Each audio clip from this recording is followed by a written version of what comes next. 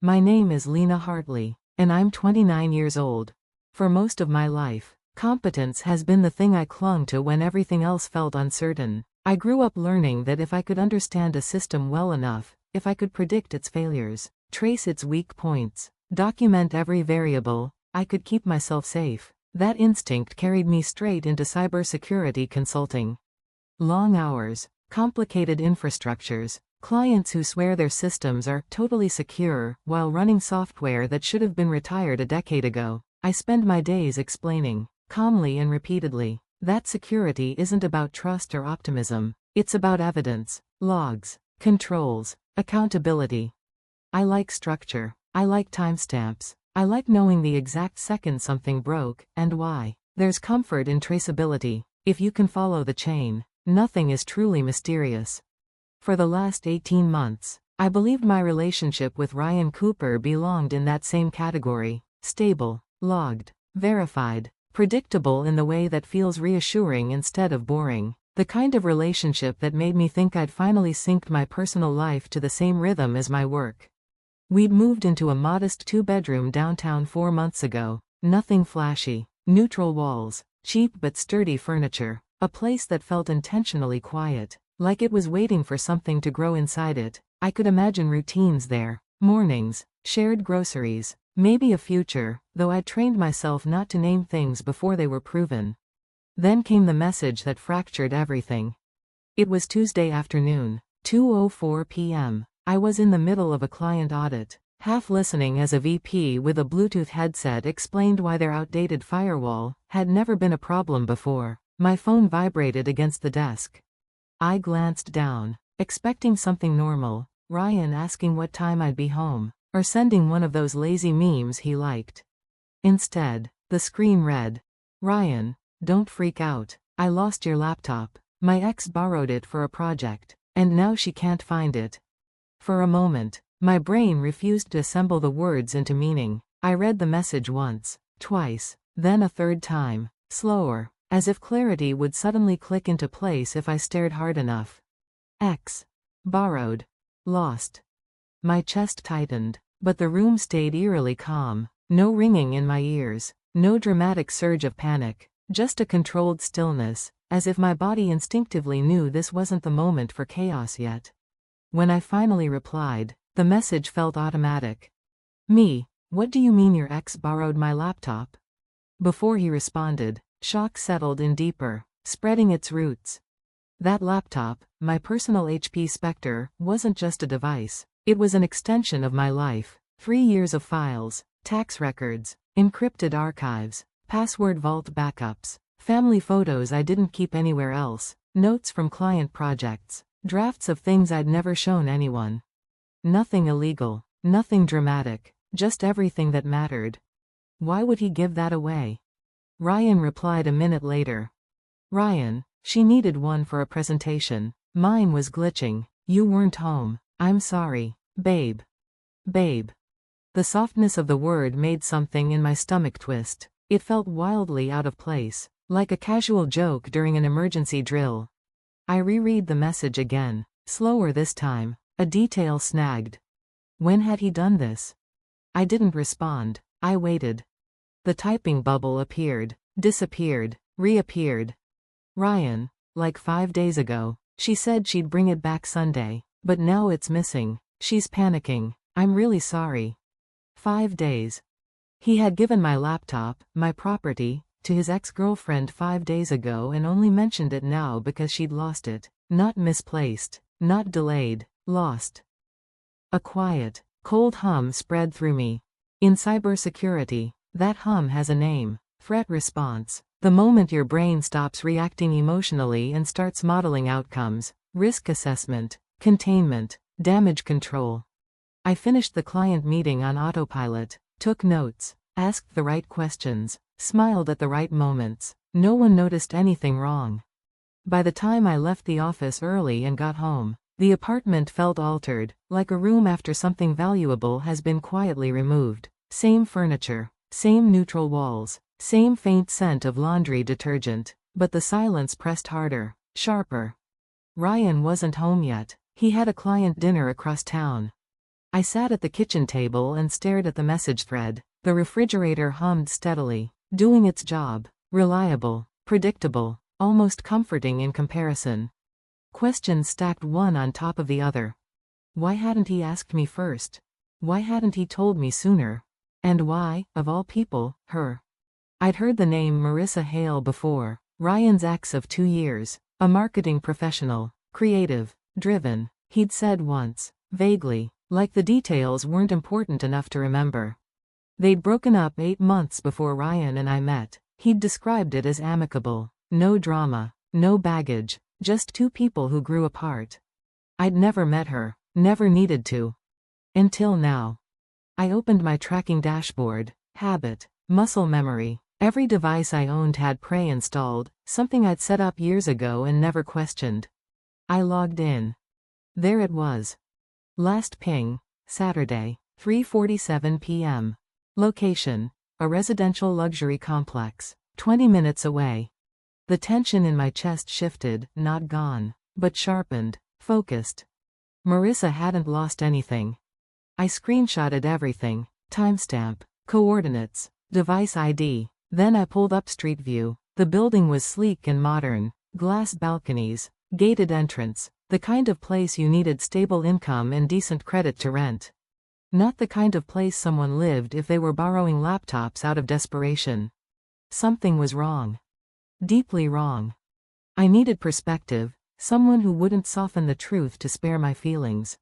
Officer Danielle Ruiz picked up on the second ring. We'd gone to college together before she joined Metro PD.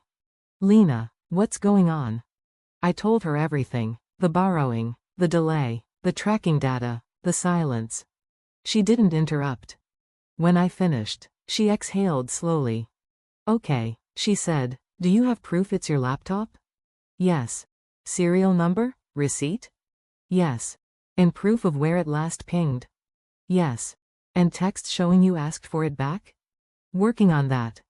Her tone shifted, calm, procedural.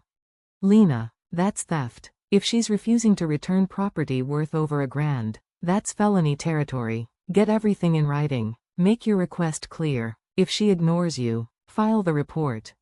What about Ryan? You don't need his permission. It's your property. And don't confront her in person. I thanked her and hung up. I texted Marissa. No response. When Ryan came home that evening, apologetic and defensive all at once, something inside me had already cooled. He called it a mistake, a favor, a misunderstanding. I heard excuses. By midnight, I wasn't angry anymore. I was done waiting. Wednesday morning, when Marissa finally replied with, I don't have it, something settled inside me. At noon, I stood at the police station and said calmly, I need to file a report for stolen property. When Officer Mills mentioned the word felony, I nodded. I just want my laptop back, I said. I want my life returned to me. And for the first time since 2:04 p.m., the day before, I knew exactly what I was doing, and why. That's understandable, Officer Mills said gently, but once you file, the case belongs to the state. From here on, we follow evidence and procedure, not feelings. You're the victim. We'll treat you like one. The word victim landed heavier than I expected. It felt clinical, impersonal, like a label I hadn't earned but couldn't refuse. She took my receipt and photocopied it, the machine humming steadily as the paper slid through. I watched her movements, methodical, practiced, envying the clarity of her process. She had no emotional attachment to this situation, just facts.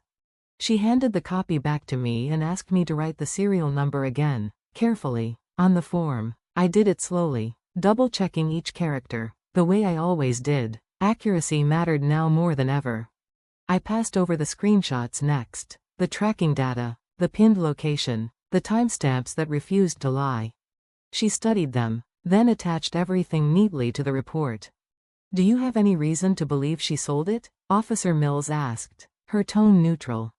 I don't know, I said honestly. She lives in a high-end building. It doesn't look like someone who'd pawn electronics for rent money. But she's already lied. She told me she doesn't have it, even though the tracker shows the device hasn't moved from that location in days. Officer Mills nodded slowly, absorbing that. We'll run the address, she said. If it's registered to her, or if we can otherwise tie her to the unit, we'll make contact. We'll also check for any prior history. That can affect how aggressively the case is pursued. Prior history. The phrase lodged itself in my mind, sharp and immovable. What if she says it's a misunderstanding? I asked. That she forgot, or meant to return it? Officer Mills gave a thin smile. Then we ask why the laptop hasn't changed locations in several days. People sometimes panic and double down instead of doing the right thing. That's their choice. Yours is to protect your property, and you've done everything correctly. She printed the report, slid it toward me, and asked me to read through it. I scanned each line, each word suddenly carrying weight. When I signed my name at the bottom, the pen felt heavier than usual. As she walked me toward the lobby, she said, "Keep your phone on you. We may need additional information. And if she contacts you, don't threaten her. Don't bargain. Just document everything and let us handle it." Outside, the sunlight felt too bright, too indifferent. It wasn't even 1 o'clock p.m., but the day already felt stretched thin, like it had aged too fast. On the drive back to work, my thoughts circled Ryan's face from that morning, his careful tone, the way he'd said don't do anything drastic, as if protecting my own belongings was an emotional lapse rather than a rational response. I hadn't told him I'd filed the report. Part of me knew he'd see it as a betrayal. The irony, that he could betray my trust without realizing it, but I'd be accused of crossing a line for defending myself, pressed painfully against my chest. That evening, when I walked into the apartment, the smell of takeout hit me immediately. Soy sauce, garlic, fried oil. Ryan had lined up Chinese food containers across the counter like an offering. He looked up, hopeful, nervous. "Hey," he said, "I got your favorite, orange tofu, extra broccoli. Thought we could just decompress tonight." I set my keys down slowly. My voice stayed steady. "Did she text you?" His expression flickered, just for a second. "She's still looking. She swears she doesn't know where it is." "I told you," I said. "She texted me." He stiffened. "What did she say?" "She said she doesn't have it." He exhaled sharply and ran a hand through his hair. "Okay, so maybe she left it somewhere. People misplace things. She probably feels awful. Can you not assume the worst about her?" I stared at him, really looked at him. "You're asking me," I said slowly, "to trust a woman I've never met, who won't talk to me directly, over my own evidence?" He hesitated. "I'm just saying she's not some criminal, Lena," he said. "She's a good person who screwed up." "You sound very confident," I said quietly. "It's interesting how easily you extend that certainty to her, but not to me." He looked down, twisting the paper around a chopstick. "You're blowing this out of proportion." "Felony territory. Prior history." "Maybe," I said calmly. "We'll see." His eyes narrowed. "What does that mean?"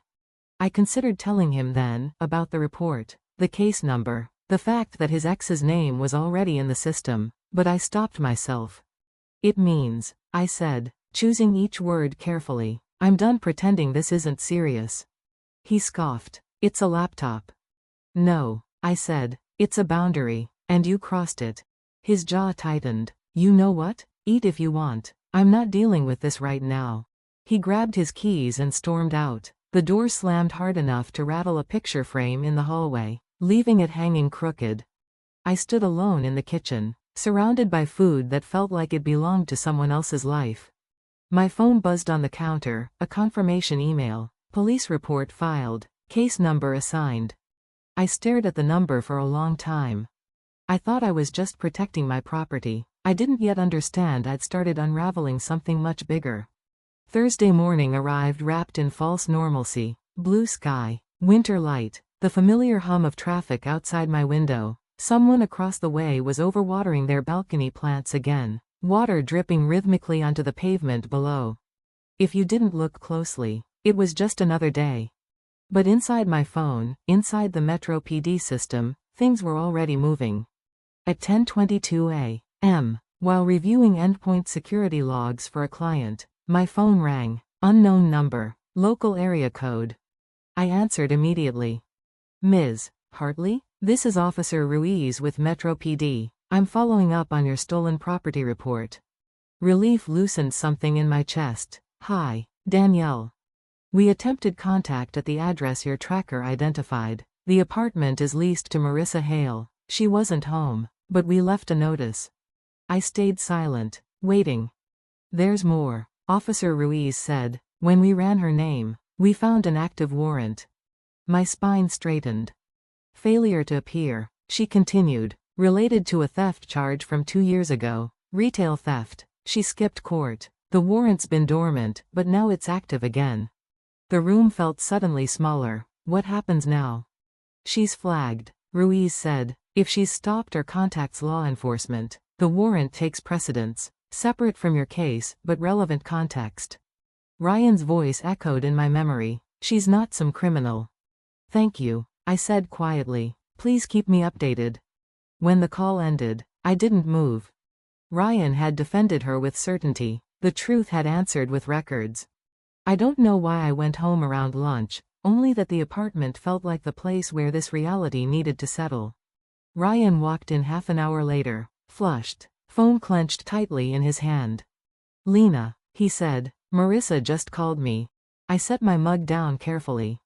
The police were at her place. They left a notice. She's panicking. She says they're treating her like a criminal. His voice dropped. Did you file a report? Yes. He stared at me like I'd confessed to something unforgivable. You actually did it, he said. You gave away my laptop without asking, I replied, and she refused to return it. She didn't refuse, he snapped. She lost it. Then why did my tracker show it sitting in her building for days? I asked. Why did she tell me she didn't have it and go silent? He paced the room. This is insane. Do you know what the cops are going to do to her? I went very still. You're worried about her? I asked. She could lose her job. But my privacy didn't matter? I said slowly. My files? My security? The fact that she lied? She made a mistake, he insisted. And you made a choice, I said. You chose to trust her over me. The words hung between us, heavy and irreversible.